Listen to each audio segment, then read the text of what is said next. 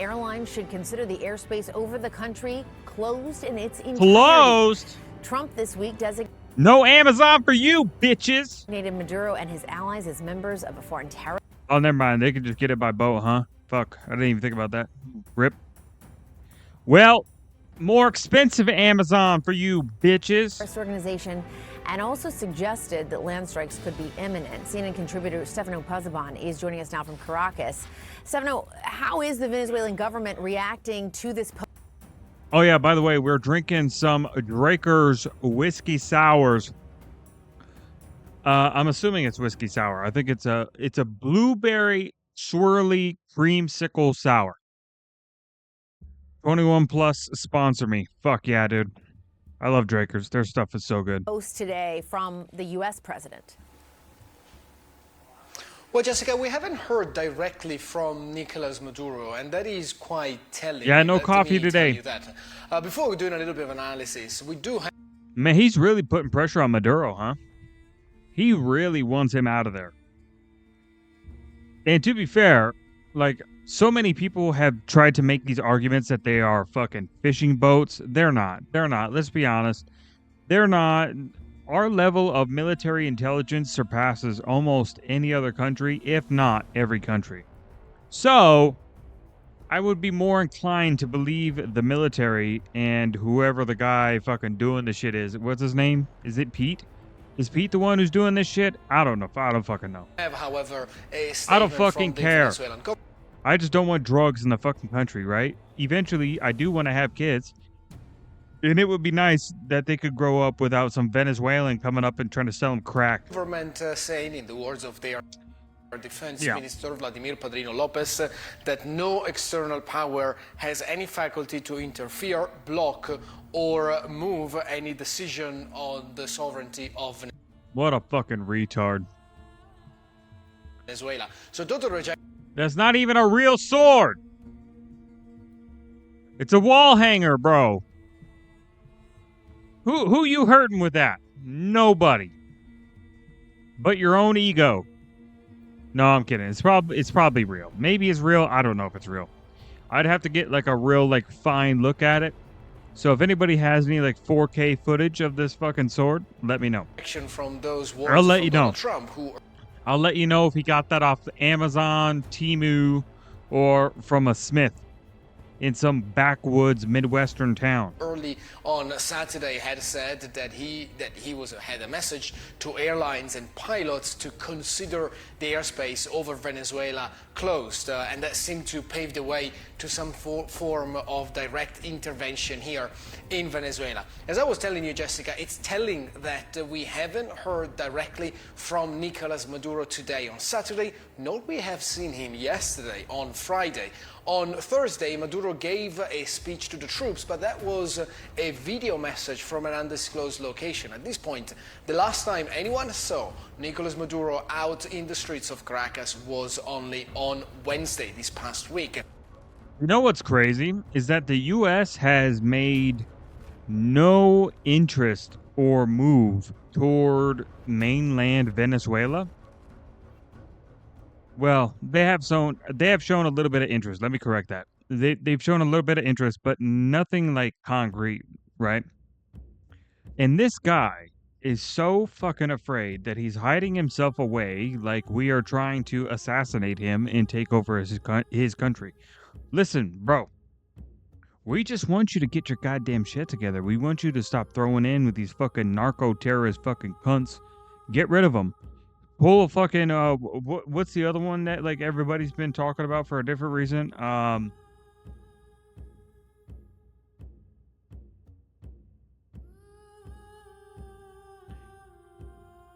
can't think. I can't think of it.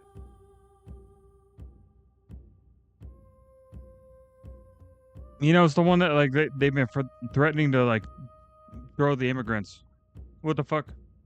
The illegals? Yeah. Yeah. What the fuck is that place called?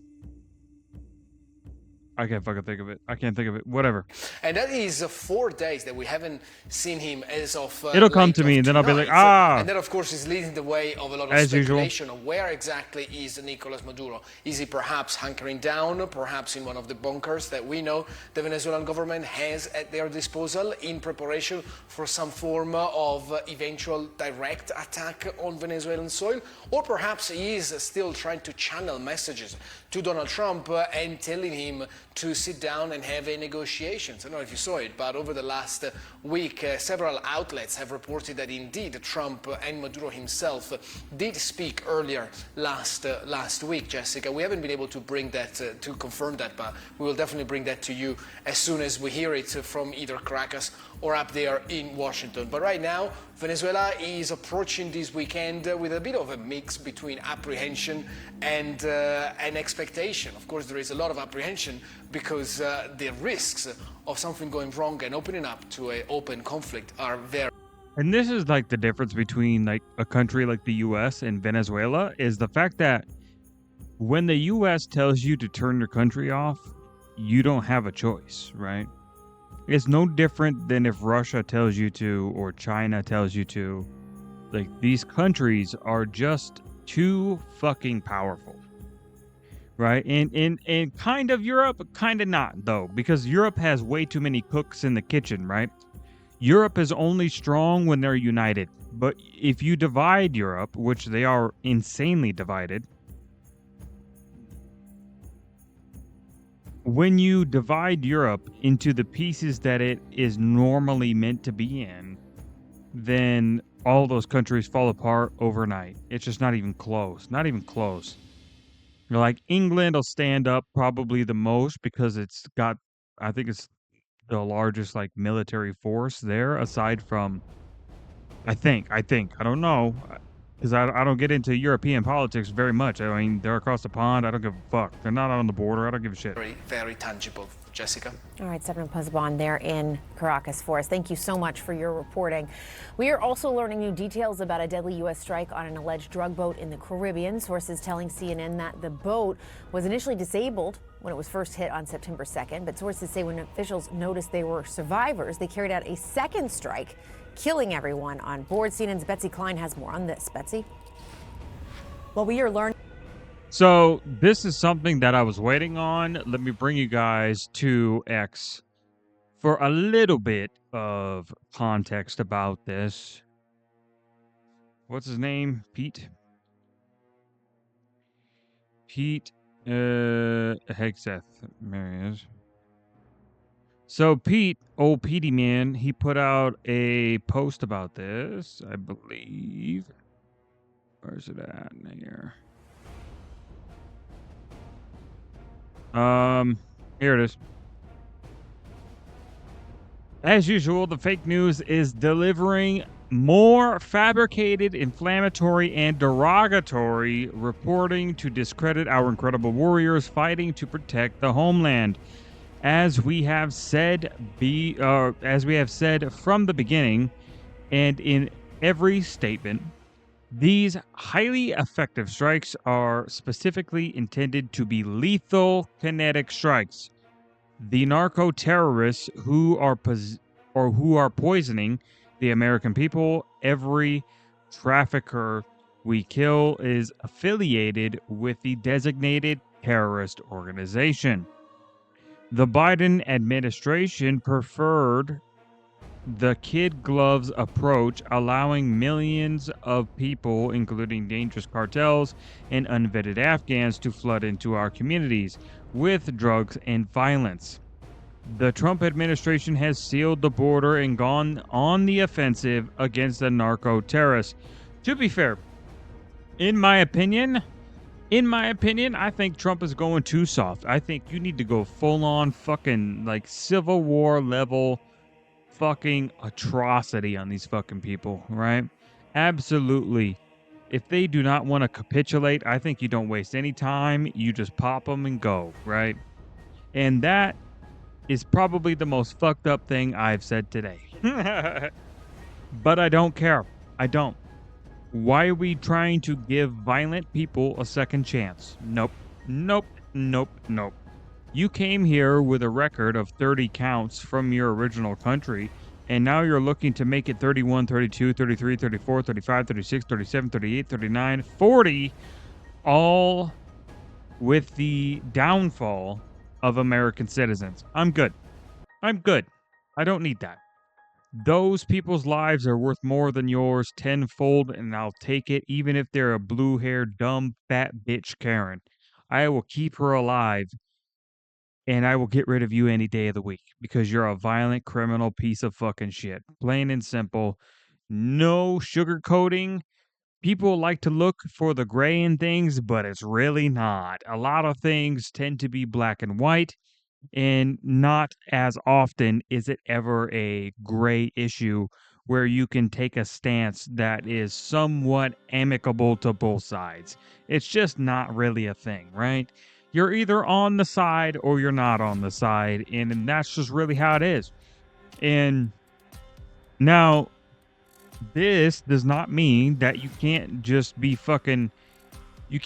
out here throwing the book out and just fucking doing what you goddamn want. But at the same time, there are ways to designate these people to the level of which they need to be treated, of which you could then get rid of them one way or another.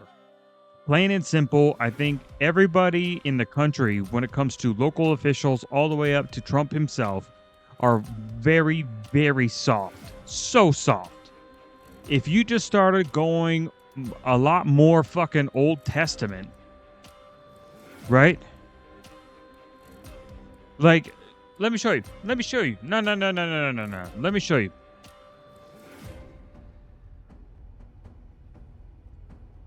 Let me show you a little bit about my fucking culture.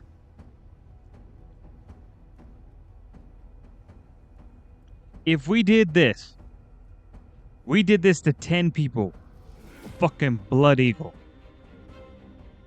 We did it to 10 fucking people. Crime stops overnight. And it doesn't matter what race. You can go through and you can find a criminal of each individual race. And you can Blood Eagle every single fucking one of them. And crime will stop overnight, less than 24 hours. Probably less than even fucking 2 hours. They will never go outside again. You'll see those McDonald's applications explode even more than they already have. Like, there will be so many positions, it'll be fucking insane. So yeah. And it worked. Safe society. You want safe society? If you truly want safe society, then the rules have to be so fucking bad that you will fucking stake your life through the hardest, most punishing fucking job in the world in order to not have to go through that. Plain and simple.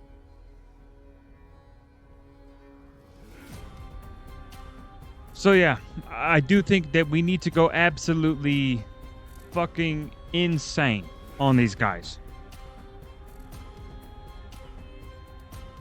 Our current operations in the Caribbean are lawful under both U.S. and international law. International law is not real. Stop pretending it's real. The United Nations has no fucking control over anything. And if you think that they do, ask Russia how they feel about that. Ask China how they feel about that. Open incursions by both countries, unpunished by the UN, because there's literally nothing that they can fucking do aside from get together, fucking brainstorm, and then jerk off to each other in the toiletries when they're fucking done. All right? Who gives a fuck? Who gives a fuck, man? The UN's a bunch of goddamn coward piece of shit Karens. I don't give a fuck. I hate the UN so much, man. I really do. What an absolute waste of money. I wonder who's paying for that. Oh, fuck, it's us. We're subsidizing everything. And it's bullshit. It's bullshit. Why the fuck? Why? Why are we paying for the United Nations? What the fuck are we doing? What are we doing? Right? Throw them motherfuckers back. Go back to Europe. Deal with your migration problem. get dicked down by fucking Russia. Like, who gives a fuck anymore? Like, fucking hey, dude. I hate the UN so much. I hate it. I think it's literally a room of cowards and retards, and it's so annoying to me. Our current operations in the Caribbean, international, okay. With all actions in compliance with the law of armed conflict and approved by the best military and civilian lawyers up and down the chain of command. Our warriors in Southcom put their lives on the line every day to protect the homeland from narco-terrorists, and I will always have their back.